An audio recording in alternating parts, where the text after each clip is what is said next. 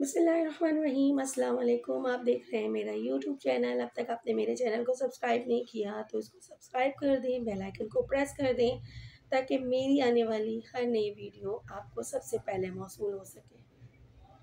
نبی کریم صلی اللہ علیہ وآلہ وسلم کی نبوت سے پہلے زمانہ جاہلیت میں نکاح کا جو شریفانہ طریقہ عربوں میں رائج تھا، اس میں مہر مقرر کیا جاتا تھا، یعنی نکاح کرنے والے مرد کے لیے ضروری ہوتا تھا کہ وہ بیوی کو ایک معین رقم ادا کرنا اپنے ذمے لے۔ اسلام میں اس طریقہ کار کو برقرار رکھا گیا۔ یہ مہر اس بات کی علامت ہے کہ کسی عورت سے نکاح کرنے والا مرد اس کا طالب اور طلبگار ہے۔ وہ اپنی حیثیت اور استطاعت کے مطابق اس کو مہر کا نذرانہ پیش کرتا ہے یا اس کی ادائیگی اپنے ذمے لے لیتا ہے۔ رسول اکرم صلی اللہ علیہ وسلم نے مہر کی کوئی خاص مقدار معین نہیں فرمائی، کیونکہ نکاح کرنے والے کے حالات اور ان کی وسعت استطاعت مختلف ہو سکتی ہے۔ البتہ خود رسول کریم صلی اللہ علیہ وسلم نے اپنی صاحبزادیوں کا مہر 500 درہم یا اس کے قریب مقرر فرمایا۔ آپ صلی اللہ علیہ وسلم کی ازواج مطہرات کا مہر بھی یہی تھا، لیکن حضور اکرم صلی اللہ علیہ وسلم کے زمانے میں اور آپ کے سامنے اس سے بہت کم اور بہت زیادہ مہر باندھے جاتے تھے۔ حضور کی صاحبزادیوں اور ازواج مطہرات والے مہر کی پابندی ضروری نہیں سمجھی جاتی۔ مہر کے بارے میں قرآن و حدیث کی ہدایات سے یہ بھی معلوم ہوتا ہے کہ وہ محض فرضی اور رسمی بات اور زبانی جمع خرچ کے قسم کی چیز نہیں ہے۔ شوہر کے ذمے اس کی ادائیگی لازم ہے۔ قرآن پاک میں ارشاد ہوا ہے، یعنی اپنی بیویوں کے مہر خوش دلی سے ان کو ادا کرو۔ سورہ نساء۔ رسول اکرم صلی اللہ علیہ وسلم نے اس بارے میں جو تاکید فرمائی ہے وہ اس حدیث سے معلوم ہو جاتی ہے۔ میمون کردی نے اپنے والد سے روایت کرتے ہوئے بیان کیا کہ رسول کریم صلی اللہ علیہ وسلم نے ارشاد فرمایا، جس شخص نے کسی عورت سے کم یا زیادہ مہر پر نکاح کیا اور اس کے دل میں اس حق مہر کی ادائیگی کا ارادہ ہی نہیں ہے تو قیامت میں اللہ کے حضور میں زناکار کی حیثیت سے پیش ہوگا۔ مطلب یہ ہے کہ جو شخص ادائے مہر کے بارے میں شروع دن سے ہی بد نیت ہو، اس نے مہر کا اقرار تو کر لیا لیکن دل میں یہ ہے کہ یہ بس زبانی بات ہے، دینا لینا کچھ نہیں، تو اس کا نکاح میں اتنا بڑا نقص ہے اور وہ اس درجے کا گنہگار ہے کہ قیامت میں وہ زنا کا مجرم قرار دیا جائے گا۔ ابو سلمہ سے روایت ہے کہ میں نے ام المومنین حضرت عائشہ صدیقہ رضی اللہ عنہا سے پوچھا کہ خود رسول اکرم صلی اللہ علیہ وسلم کا مہر کتنا تھا، تو انہوں نے بتلایا کہ آپ صلی اللہ علیہ وسلم نے اپنی بیویوں کے لیے جو مہر مقرر فرمایا تھا وہ 12.5 اوقیہ تھا۔ صحیح مسلم۔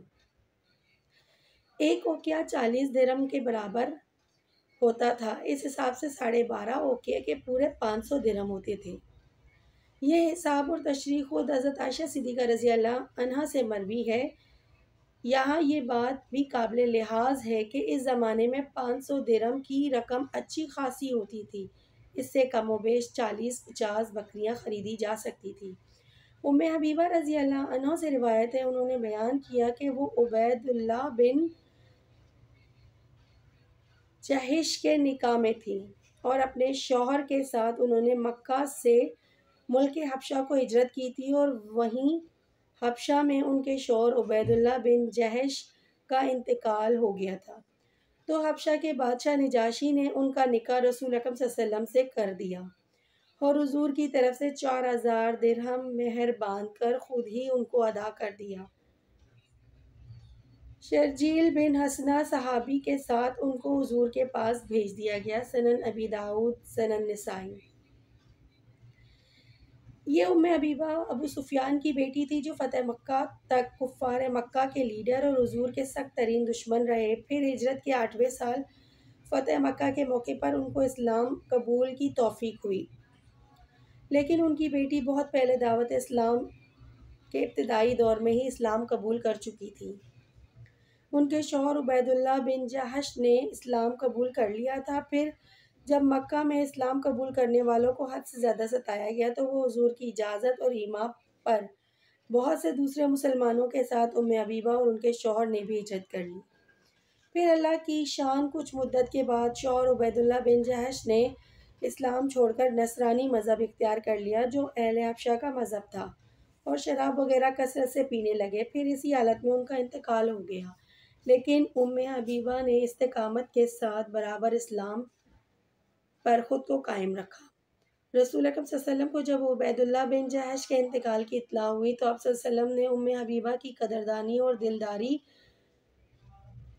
اور دوسرے اہم مسئلوں کے پیش نظر ان کو اپنے نکاح میں لینے کا ارادہ کیا اور شاہ حبشہ نجاشی کے پاس قاصد بھیجا کہ حبیبہ کو میری طرف سے نکاح کا پیغام دیا جائے۔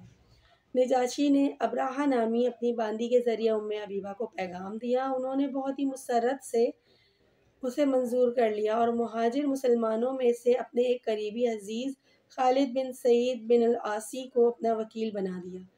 جیسا کہ ابو داؤد اور نسائی میں روایت ہے، نجاشی نے حبشہ میں ہی ان کا نکاح رسول اکرم صلی اللہ علیہ وسلم سے کر دیا اور خود ہی آپ صلی اللہ علیہ وسلم کی طرف سے مہر بھی نقد ادا کر دیا۔ ابو داؤد کی اس روایت میں مہر کی مقدار 4000 درہم بتائی گئی، لیکن مستدرک حاکم وغیرہ کی روایت میں 4000 دینار ذکر کی گئی ہے۔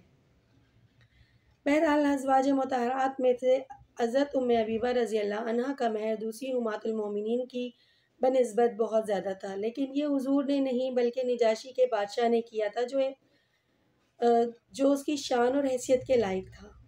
مہر اسلام میں عورت کا شرعی حق ہے۔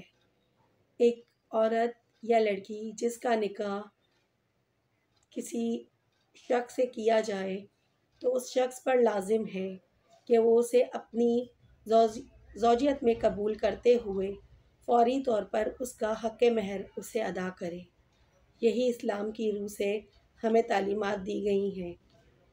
ان تعلیمات پر عمل کرنا ہمارا فرض ہے اور ہمیں چاہیے کہ ہم اپنے دین اسلام کو زیادہ سے زیادہ فروغ دیں اور دین اسلام کی ان تمام باتوں پر عمل کریں، اور اپنے گھر کے مرد حضرات کو بھی یہ بات سمجھائیں کہ حق مہر بیوی کا شرعی حق ہے اور یہ حق اسے نکاح کے ٹائم ہی ادا کر دینا ضروری ہے۔ یہ خاص دعاؤں میں مجھے بھی یاد رکھیے گا۔ اللہ حافظ۔